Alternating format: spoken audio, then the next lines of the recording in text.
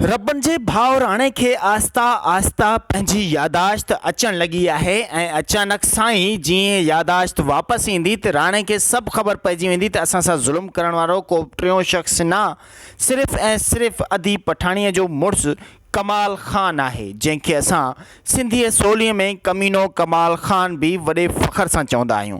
जी हाँ नाज़रीन, छो त कमीने कमाल ख़ान जा करतूत ही अहिड़ा हुआ जो मजबूरन असांखे कमाल ख़ान खां कमीनो कमाल ख़ान चवणो ही पियो।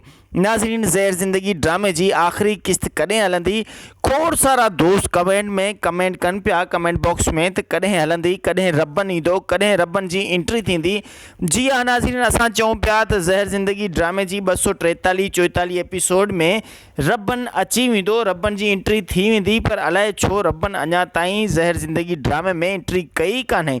इन जो मतलब ज़हर ज़िंदगी ड्रामे जी 250 एपिसोड ताईं जीअं राणे खे मुकम्मल यादाश्त अची वेंदी ऐं राणो पाण पंहिंजी ज़बान सां पंहिंजे घर वारनि खे अमड़ ऐं अबे खे ॿुधाईंदो त असां सां ज़ुल्म करण वारो कमीनो कमाल ख़ान ही आहे ऐं अधे हू जिथे बि आहे अधे खे फ़ोन करे ॿुधायो त हू मोटी अचे, छो त असांजो दुश्मन को ॿियो न सिर्फ़ कमीनो कमाल ख़ान आहे। जॾहिं रबन वापसि एंट्री कंदो त रबन वटि भी के सबूत हथ में हूंदा।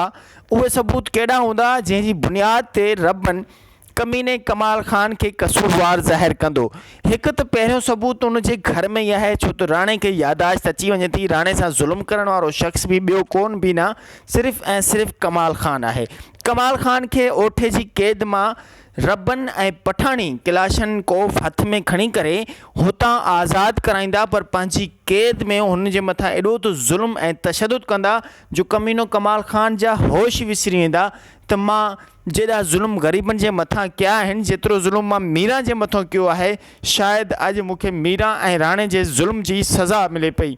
रबन उन्ही खे ज़िंदा कोन छॾींदो। रबन सॼे ॻोठ वारनि जे साम्हूं कमाल ख़ान खे ॻिचीअ में लोहा ज़ंजीर पाराए ईअं त गीलींदो जीअं कुते खे ज़ंजीर विझी करे गीलबो आहे। ज़हर ज़िंदगी ड्रामे जी हर अपडेट ॾिसण लाइ ॾिसंदा सिर्फ़ु असांजी HD TV खे।